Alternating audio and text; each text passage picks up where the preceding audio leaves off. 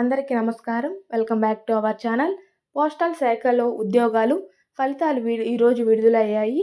Postal శాఖలో గ్రామీణ dock సేవకు ఉద్యోగాల భర్తీకి జనవరిలో ఇచ్చిన 28,636 పోస్టుల భారీ నోటిఫికేషన్ రెండో షార్ట్ లిస్ట్ ఈరోజు విడుదలైంది. మొత్తం పోస్టులలో ఏపీలో 1060, తెలంగాణలో 608 ఖాళీలైతే ఉన్నాయి. తాజా లిస్టులో ఏపీ నుంచి 555 మంది, తెలంగాణ నుంచి 214 మంది సెలెక్ట్ అయ్యారు. వీరంతా ఏప్రిల్ 27వ తేదీలోగా డివిజన్ ఆఫీసులలో ధృవపత్రాలు అంటే డాక్యుమెంట్ వెరిఫికేషన్ అనేది కావాల్సి ఉంటుంది.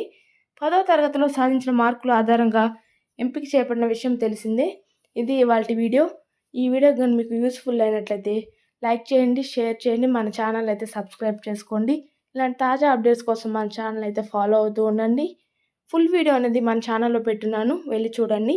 Thank you for watching.